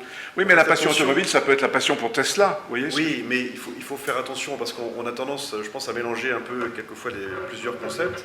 Je pense que la relation à l'automobile change. Donc aujourd'hui, on le lit tous, il peut y avoir un car bashing, les voitures, ça pollue, c'est pas l'avenir, il y a des congestions automobiles, etc. Donc finalement, ça n'a pas d'intérêt. Mais ça, c'est le rapport à l'automobile qui change. Aujourd'hui, les jeunes d'aujourd'hui, ils sont moins dans la propriété, ils sont davantage dans l'usage. Oui. Donc ça ne veut pas dire qu'ils se désintéressent de l'automobile.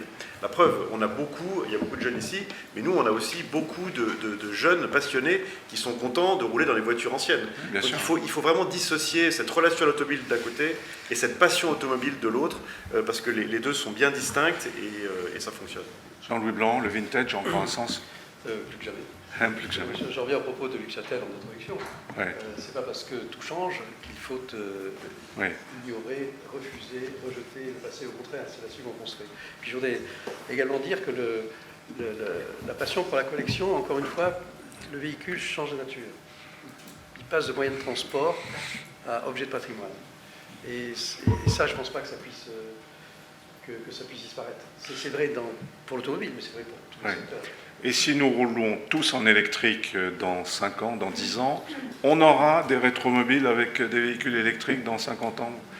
C'est un peu audacieux comme projection, mais... Alors, avant de répondre à votre question, je voudrais juste revenir sur la question précédente et rebondir sur ce que disait Jean-Louis Blanc. On a la chance d'avoir au dernier rang, alors habituellement c'est le rang c'est là où il y a le radiateur des cancres, mais là c'est tout sauf des cancres. On a la chance d'avoir avec nous le Gara Classique. Je connais très bien cette institution parce que dans mes précédentes fonctions... Dites-en un mot pour ceux qui ne connaissent pas. Donc voilà, le GARAC, institution, voilà, école liée à l'automobile depuis de nombreuses années. J'ignore la date de création, mais 1948. voilà. Et donc voilà, j'ai eu la chance de visiter à plusieurs reprises.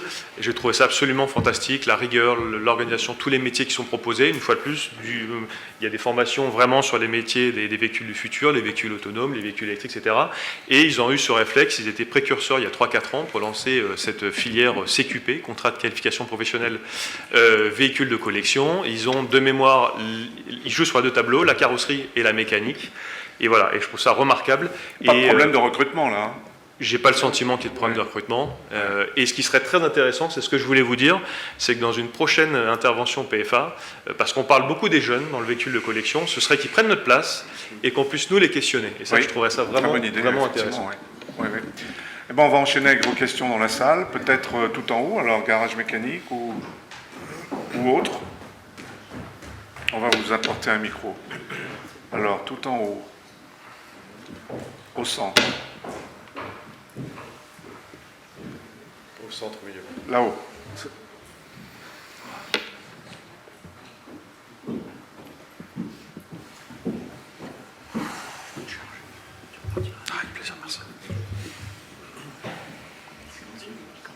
Voilà, c'est bon. Non, c'est pas bon. C'est pas grave. On va essayer. Parlez fort. Allez-y, parlez fort. Je voulais réagir par rapport à la question que vous avez posée, quelque chose que vous avez dit,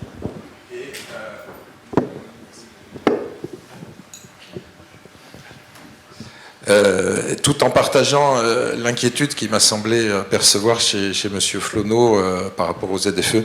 Vous avez dit, c'est pas grave, les sorties en voiture ancienne se font plutôt à la campagne. Je pense que ça ne résout, c'est méconnaître en fait la réalité de tous les jours.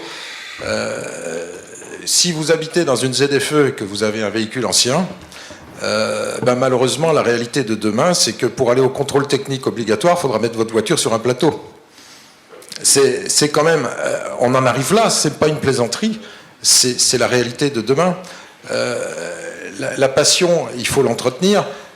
Quelqu'un de relativement jeune qui achèterait aujourd'hui un véhicule que j'appellerais loisir, passion, qui n'est pas encore un véhicule de collection, je prends un exemple tout à fait au hasard pour donner une idée. Quelqu'un de jeune qui achète une Lotus Elise de l'an 2000, ou 2002, c'est une voiture qui a 20 ans. Comment fera-t-il s'il habite dans une ZFE pour aller au contrôle technique? Il la met sur un plateau, tiré par une voiture diesel de 9 fois sur 10 pour tirer des plateaux. Pour sortir à la campagne, pareil, il la met sur un plateau, il dépasse la 86 et puis là, il commence à se promener. Voilà, donc je pense que les sujets d'inquiétude sont encore nombreux. On est loin d'avoir tout résolu. Voilà. Oui, moi je pensais juste aux manifestations du week-end qui effectivement se tiennent plutôt hors des villes et hors des centres-villes. Pas systématiquement, mais... Oui, là... si on peut me passer le micro.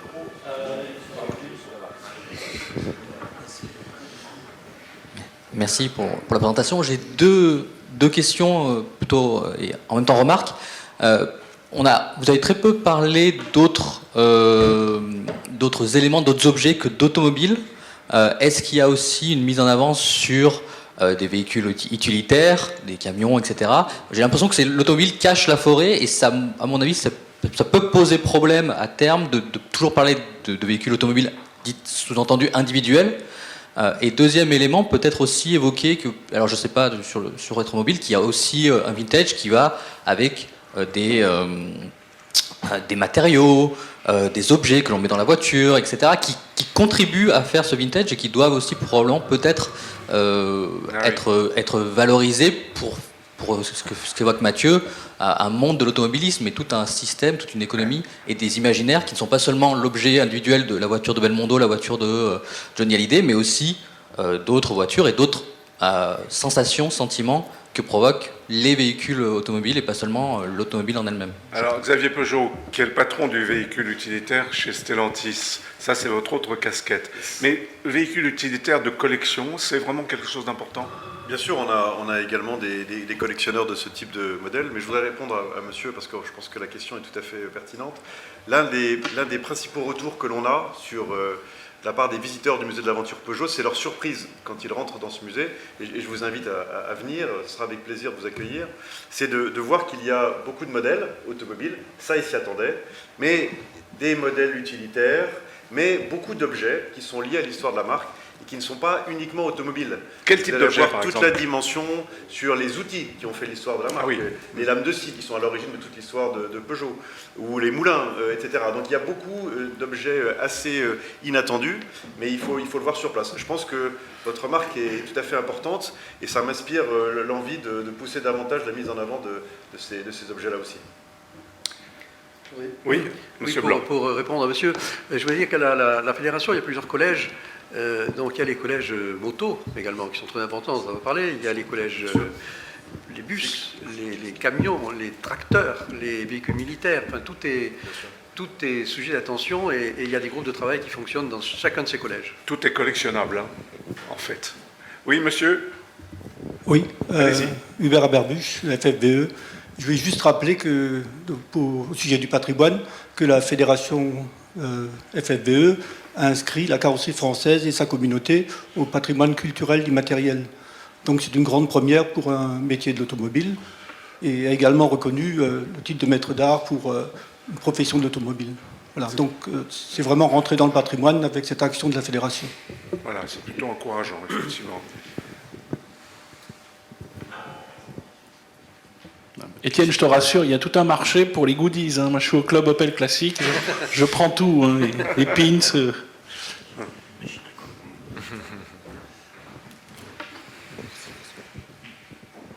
Oui, Louis Desanges, président de l'Automobile Club de France.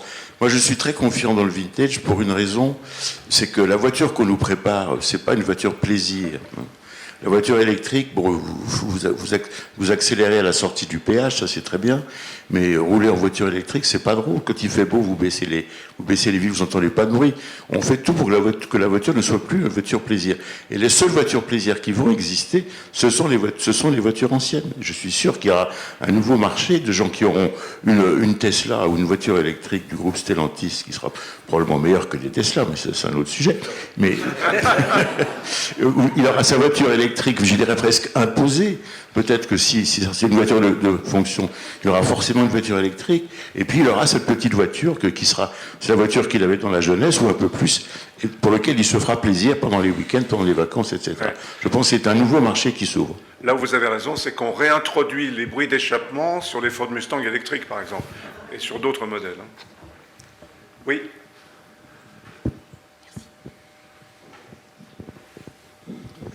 Oui, Patrick Péter Auto. Je ne peux qu'être d'accord avec ce que vient de dire le président de Sanche, ça me semble évident, d'autant que la voiture électrique n'est qu'une étape et que on ne sait pas très bien à quelle échéance, mais très rapidement on aura des voitures autonomes et donc il n'y aura aucun plaisir. Et moi je trouve parfait d'appuyer sur un bouton pour faire un chemin plutôt que d'être dans des embouteillages. Ça m'enquiquinera de faire ça avec une voiture électrique. Dans une voiture autonome, au moins on pourra lire, on pourra faire autre chose. Mais il y a le côté plaisir, et le côté plaisir n'existera pas. Donc le côté plaisir, on le retrouvera avec des voitures anciennes, et je suis pas du tout inquiet. À quoi sert un bateau à voile? Il y a 200 ans, il fallait, pour aller à New York, il fallait un bateau à voile. Aujourd'hui, on viendrait sauf quand on est vraiment un passionné, en tous les cas, c'est pas un moyen de transport, c'est un moyen c'est un sport, c'est un plaisir. On a la même chose avec le cheval. Et tout autour de ça, on a des écosystèmes importants, et le bateau à voile, on voit même des transformations. On avait des bateaux en plastique il y a 25 ans, on pouvait plus faire de bateaux en bois, et on retrouve des chantiers bois. Et donc là, on retrouve les étudiants du Garac qui vont restaurer des voitures anciennes, etc. Donc moi, je suis tout à fait optimiste. Ce qu'il y a, c'est que il faut replacer ça à sa juste taille. Il est évident que si on a 400 000 voitures, je ne sais pas ce que ça représente, Jean-Louis, peut-être 200 000 collectionneurs. Il y a certainement, généralement, il y a au moins 2-3 voitures. Bon, ça fait une proportion de la population française qui est faible. 1 million de véhicules, je crois. 1 million de véhicules. 1 million de véhicules, je ne sais pas. En tous les cas, c'est assez faible, mais c'est une niche, et c'est une niche auquel les amateurs sont particulièrement attachés. Ensuite, juste une parenthèse rapide sur le patrimoine. Il y a des parallèles à faire. Aujourd'hui, avec les économies d'énergie, etc., on commence à nous expliquer que tel appartement, telle maison ne seront plus louables à telle période, etc. Est-ce qu'il va falloir qu'on détruise Versailles parce que c'est une passoire énergétique? Alors, je prends peut-être un exemple un petit peu extrême, mais il y a un tas de propriétés, un tas d'habitations qu'il va falloir soit on va trouver des solutions, soit on va trouver des exceptions. Et je pense qu'on a des combats à mener avec eux. Est-ce que tout le monde est d'accord? Oui, Monsieur Blanc, allez-y. Pour prolonger ce que dit Patrick, nous sommes depuis 3 ans partenaires du ministère de la Culture pour les Journées européennes du patrimoine. Et nous cherchons à combiner notre patrimoine roulant avec le patrimoine bâti. Et cette année, nous venons de conclure un accord avec les demeures historiques de France, qui ont 4000 sites en France, et dans lesquels nous allons partager notre passion pour le patrimoine avec nos véhicules. Oui. Oui, bonjour. J'avais juste une petite question. C'est finalement pour la filière automobile aujourd'hui, la question de la parité, de la place des femmes est un sujet important, notamment pour attirer les femmes dans nos métiers. Et je me demandais si c'était un sujet pour les véhicules de collection, pour votre association. Est-ce que c'est un enjeu? Et est-ce qu'il y a des femmes qui collectionnent des voitures et qui ne sont pas uniquement passagères? Oui, tout à fait. Et c'est même un groupe de travail que nous avons constitué qui est composé, hélas, que de femmes. Et donc, le consensus est difficile à dégager. On va peut-être assurer un peu de mixité dans ce groupe de façon à avancer plus rapidement. Non, mais sérieusement, d'abord, il y a quelques manifestations sympathiques organisées comme ça. Puis il y a de plus en plus. En tout cas, je vais vous raconter une anecdote. La première année, nous avons signé ce partenariat avec le ministère de la Culture. On a fait une exposition, c'était le Covid, on a fait une exposition dans le Palais Royal, à côté des colonnes de Buren. Une très belle exposition montée par Laurent. Et là, c'était des gens qui venaient visiter en fait les salons du ministère de la Culture, le Conseil d'État, le Conseil constitutionnel. Ils redescendaient et toc, ils tombaient sur nos expositions de voitures. Et bien là, on a constaté, mais de façon absolue, que 2 personnes sur 3 qui s'arrêtaient pour prendre des photos, pour regarder, pour compter, c'est des femmes. C'était des femmes. Le mari s'intéressait à la mécanique, c'est 2500 cm3, ces trucs, et la femme tournait autour des véhicules en faisant des photos. Donc cet attrait pour le design, pour l'élégance, est une composante essentielle de la passion féminine pour les véhicules de collection. Et c'est pour ça que je pense qu'elle est développable. Voilà. Romain, si vous voulez faire partie de ce groupe, vous êtes la bienvenue, madame. Romain, la proportion... Oui. Ah oui, oui, également... Francis me rappelle, nous avons relancé afin de cultiver cette sympathie avec le grand public que nous constatons, mais qu'il faut quand même entretenir, qu'il faut sûrement entretenir, nous avons relancé les concours d'élégance. Donc aujourd'hui, il y a 25 ou 30 concours d'élégance organisés dans les règles de la FFVE, d'ailleurs avec le soutien de l'Automobile Club de France, merci Louis. Et ce sont des manifestations où les véhicules sont arrêtés, où le collectionneur est là, il discute avec les passants, qui ne sont pas forcément collectionneurs, mais qui sont passionnés. Et bien là, vous avez une majorité de femmes qui s'arrêtent et qui parlent de l'esthétique des véhicules. Donc il y a vraiment une attirance de la genre féminine pour nos véhicules. Voilà. Romain, Rétromobile, population féminine minoritaire. Je vais être franc avec vous, hein. Effectivement, c'est majoritairement masculin, à plus de 90%, donc ça veut dire que voilà, il y a quelques femmes, mais je pense que c'est aussi notre responsabilité d'avoir des sujets, des animations qui soient beaucoup plus tournés vers les femmes. Par exemple, cette année, on va faire venir une Porsche 356 équipée d'un kit avec des chenilles qui vient tout droit des États-Unis, et c'est deux femmes qui ont fait un tour du monde avec cette auto. Et moi, je suis un passionné d'histoire. Donc en fait, sur le salon, on ramène des autos, mais on va raconter l'histoire qui vont avec. Et elles vont venir raconter qu'avec cette auto, elles ont fait le tour du monde sur plusieurs continents. Et en plus de ça, cerise sur le gâteau, c'est au profit d'une association qui œuvre contre le trafic d'enfants, etc. Donc c'est des choses qu'on est en train de mettre en place, mais effectivement, je pense qu'on a une part de responsabilité pour que les sujets soient beaucoup plus mixtes qu'ils le sont aujourd'hui. D'autres questions ou remarques? Oui, tout en haut.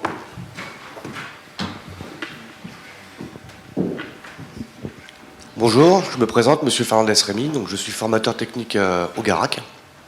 J'ai une question, donc à l'heure de la voiture électrique et connectée, avons-nous une vision sur le rétrofit? Ah, c'est pas mal. Donc, je précise. Le rétrofit. Donc la transformation de véhicules anciens en véhicules électriques. Aujourd'hui, je sais qu'en France, il y a quelques constructeurs qui s'y sont mis. Il y a des brevets qui ont été déposés. Certains clients, je le sais, je suis dans le milieu, donc il y a des clients qui demandent ces solutions sur certaines voitures. Est-ce qu'on a une vision à l'avenir de ces solutions électriques? Jean-Louis Blanc, ça sera votre dernier mot puisque vous devez partir. Rétrofit, c'est une hérésie pour le véhicule d'époque? Pas du tout, c'est pas une hérésie, mais ce n'est plus un véhicule de collection. C'est-à-dire qu'il sort de sa configuration d'origine. Je pense que la règle, c'est que le véhicule doit être conforme au jour, à ce qu'il était le jour où il est sorti de production. On n'est ni pour ni contre. Ça sort de véhicule de collection. Le véhicule n'est plus un véhicule de collection. Mais maintenant, je conçois tout à fait que ça se développe et que voilà.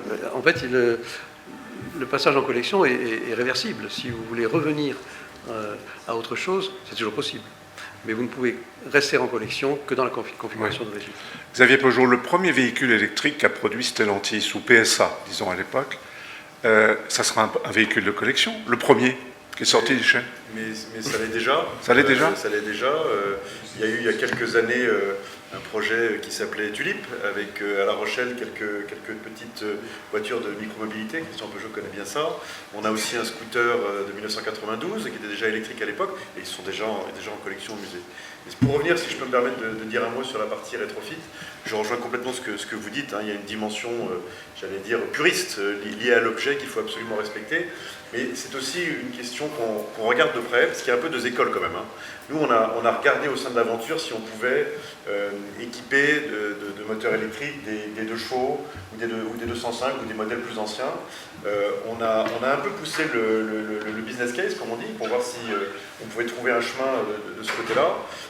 On a commencé à le trouver. On est allé questionner nos clubs, nos adhérents. en leur disant est-ce que c'est un sujet qui vous intéresse. On a eu quand même une majorité de refus liés aux arguments que vous mettez en avant.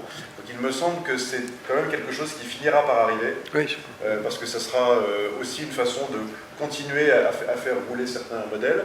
Il y aura une dimension un peu d'excès par rapport au respect du modèle d'origine, mais je pense qu'on ne peut pas ignorer complètement que cette tendance va, à un moment ou à un autre, prendre une part croissante. Mais bien sûr, on tient avant tout à respecter tous les codes du modèle d'origine, ça c'est le plaisir. Il y a un équilibre à trouver. Oui. Mais la mer... Oui, juste rapidement, le rétrofit, bon, c'est émission zéro, etc. Mais il faut quand même être conscient qu'aujourd'hui, on a des carburants de synthèse qui sont en train de diminuer de manière très importante les émissions de carbone. Et là, ça va encore être une solution pour les voitures anciennes, sans toucher à leur mécanique d'origine. Oui, monsieur. Il y a une société, vous connaissez probablement tous, qui est le Méhari Club de Cassis, oui, qui a fait homologuer une 2 chevaux électrique, qui évidemment coûte très cher. Et puis pour ceux qui étaient là, Luc Châtel se rappelle souvent, c'est juste une anecdote, vous aviez reçu tous les candidats à la présidence de la République avant les élections, et l'écologie de service, c'était une femme qui est, je crois, vice-présidente du Parlement européen, Madame Dely, qui nous a raconté doctement que l'avenir de l'automobile, c'était le rétrofit de toutes les voitures thermiques existantes. Il y a eu un certain sourire dans la marche à pied. Un certain sourire dans l'assistance, voilà. Oui, elle vient même de dire que le SUV électrique était aussi polluant que le reste et qu'il fallait le jeter à la poubelle. Donc on n'est pas sorti de l'auberge. Question? Oui. Un petit point. Jean-Louis, est-ce que tu peux nous parler des amis de la FFVE? Parce qu'on peut très bien ne pas avoir de voiture bien sûr et être quand même FFVE. Bien sûr. Nous avons souhaité, la FFVE, comme je vous disais, regroupe uniquement des clubs aujourd'hui, des clubs, des entreprises et des musées. Mais souvent, dans les salons, on nous demande est-ce qu'on peut adhérer, est-ce qu'on peut vous soutenir, etc. Donc nous avons créé un petit club qui s'appelle les Amis de la FFVE, où chacun peut adhérer, même s'il n'appartient pas à un club, même s'il appartient à un club, par ailleurs, ou s'il n'est pas collectionneur, ou s'il est... Voilà. Donc c'est en train de se développer assez rapidement, d'ailleurs, on a beaucoup d'adhésions.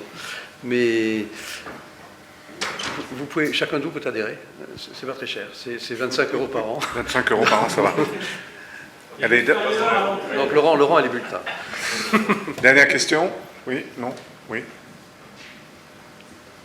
Oui? Allez. Il y a une durée de 30 ans, je crois, pour les véhicules de collection, c'est ça? L'âge minimum, oui. L'âge minimum, est-ce que c'est une durée en fait, c'est une façon de raisonner qui est souvent culturelle. Est-ce que ça pourrait être flexible en fonction de tel ou tel type de véhicule?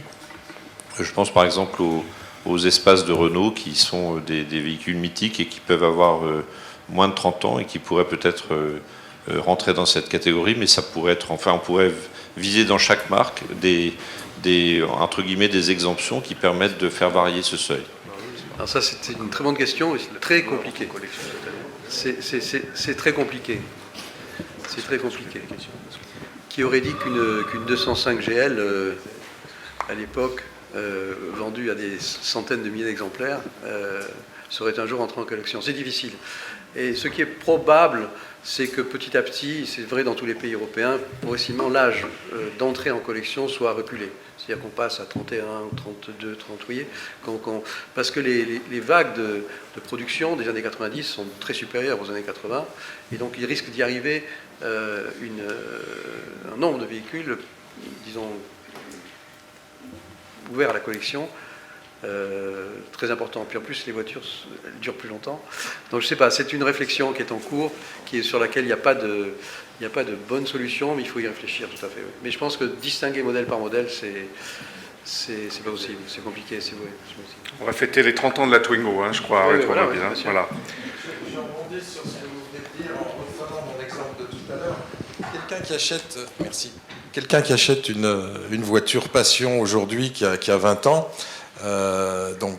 On a vu d'une part qu'il ne pouvait plus sortir de chez lui sans être verbalisé, même si c'est pour aller au contrôle technique obligatoire.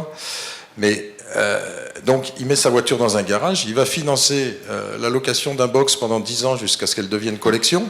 Et au bout de 10 ans, on va lui dire vous n'avez pas de pot, c'est plus 30 ans, l'âge de collection c'est 40. Il y a de quoi se jeter dans la Seine. Voilà. Moi, excusez-moi, mais alors, je veux dire, il faut voir les choses en face. J'ai l'impression que tout le monde est content. Voilà. Vous ne parlez, non, attendez. Vous ne parlez que de craintes qui n'ont pas de fondement aujourd'hui. Quand vous dites non, aujourd'hui on peut sortir de toutes les ZFE. On peut garer sa voiture dans une ZFE, on peut rouler dans la ZFE, on peut en sortir partout. Comment ? Demain, c'est la verbalisation. Ah non, pas sûr. Si vous êtes non, il y a les démonstrations en travail. Moi, je suis pas du tout d'accord avec vous. Je suis pas du tout d'accord avec vous parce que vous pouvez demain matin mettre en collection des voitures qui ont 20 ans, 10 ans, etc. Ça sera totalement contre-productif parce que on est obligé de demander des exceptions de circulation, etc., etc. Pour l'instant, tout va bien, hein. Et on y veille. À Paris, on peut rouler après 20 heures jusqu'à 8 heures du matin. C'est la seule ZFE de France. C'est pas signalé, à souligner, c'est très important. On peut rouler la nuit et le week-end, c'est mieux que rien. Mais dans les autres, c'est 24 heures sur le week-end, 7 jours sur 7. Moi, je maintiens ce que je trouve. Et demain, on nous annonce la verbalisation. Je ne vois pas d'autre chose. On va en rester là. Toute dernière question, alors. Toute dernière.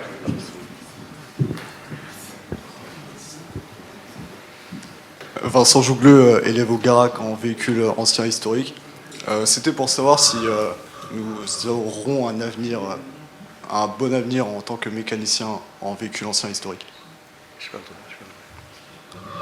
pas tout compris. Il y a un avenir en tant que mécanicien véhicule historique.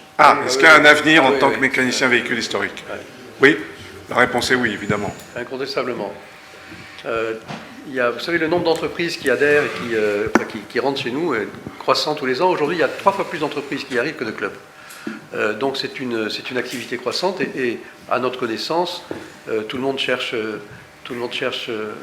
des collaborateurs spécialisés ayant appris, continuant à apprendre la mécanique ancienne, l'électricité, la carrosserie ancienne. Je crois que vous êtes dans une bonne vous avez choisi une bonne filière.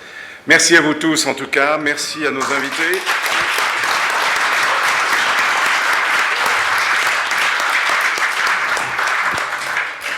L'automobile au temps des 30 glorieuses, c'est Mathieu Flonneau, c'est préfacé par Christian Peugeot, parmi d'autres.